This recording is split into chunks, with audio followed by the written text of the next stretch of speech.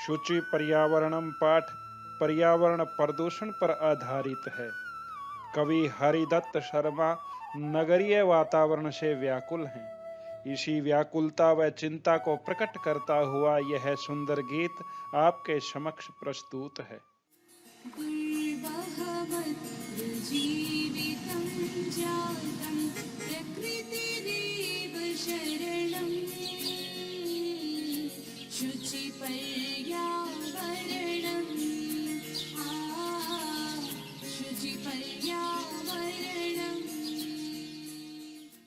यहाँ महानगरों में जीवन कठिन हो गया है। शुद्ध पर्यावरण से युक्त प्रकृति ही एकमात्र आश्रय या बचने का उपाय है।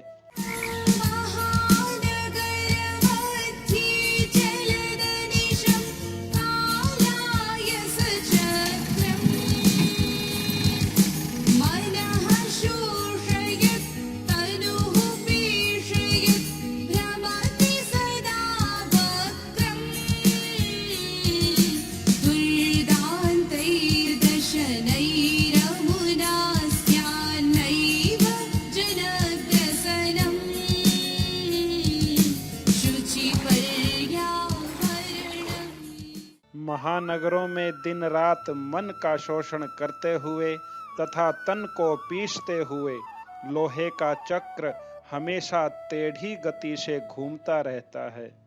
कवि को डर है कि इसके भयानक दांतों से लोगों का भक्षण ही न हो जाए। शुद्ध पर्यावरण ही बचने का उपाय है।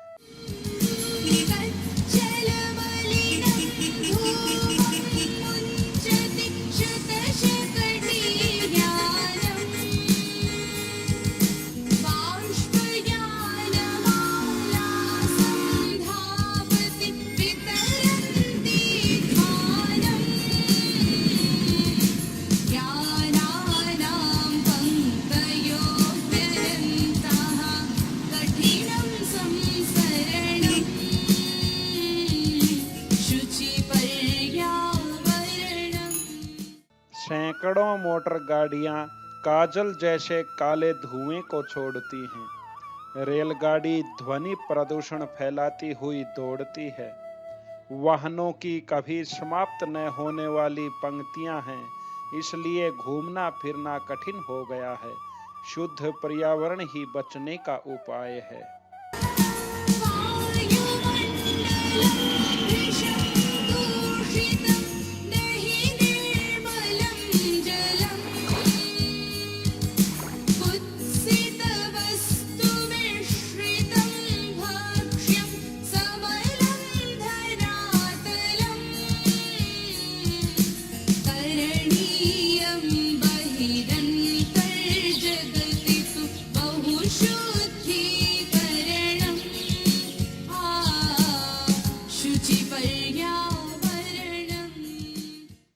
वायुमंडल अत्यधिक प्रदूषित हो गया है, न ही निर्मल जल है।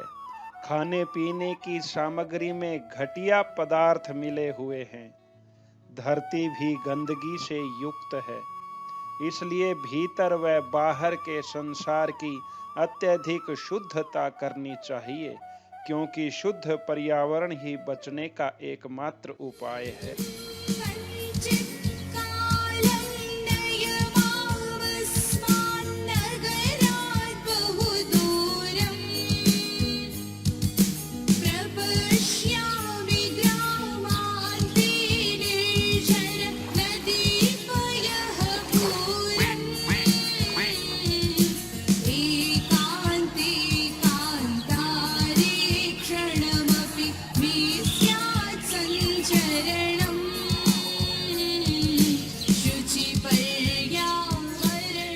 कवि अपने मित्र को संबोधित करते हुए कहता है कि मुझे कुछ समय के लिए इस महानगर से बहुत दूर ले चलो। मैं गांव के बाहर जल से भरे हुए झरने तथा नदियां देखूंगा। एकांत जंगल में मेरा एक क्षण के लिए भी घूमना फिरना हो, क्योंकि शुद्ध पर्यावरण ही बचने का एकमात्र उपाय है।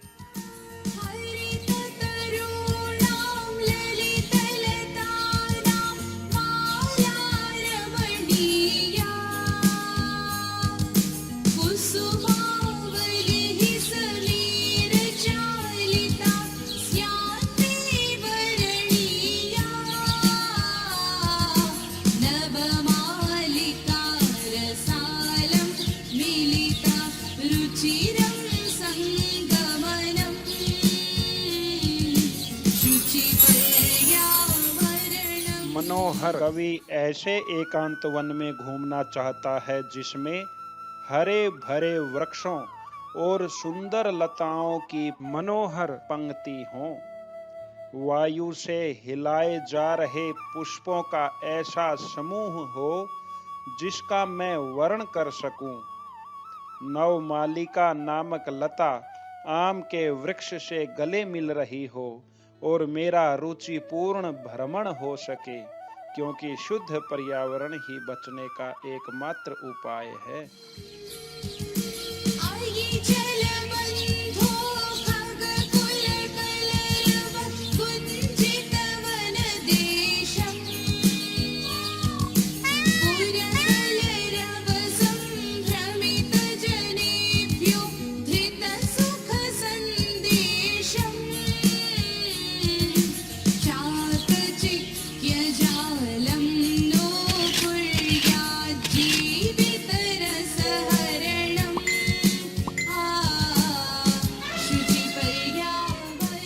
कवि अपने मित्र को कहता है कि हे मित्र, नगरों के शोर से दुखी लोगों के लिए सुख का संदेश लिए हुए पक्षियों की चहचहाहट से गुंजायमान वन प्रदेश में चलो।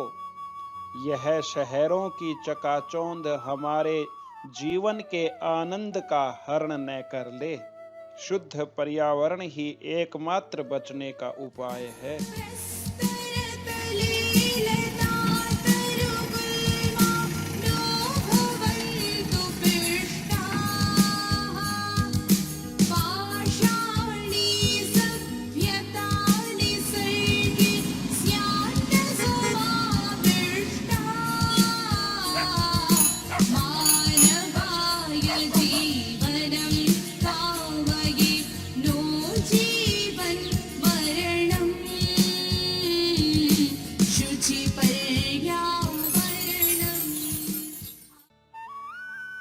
लता, वृक्ष और झाड़ियां कहीं पत्थरों के नीचे पिस न जाएं।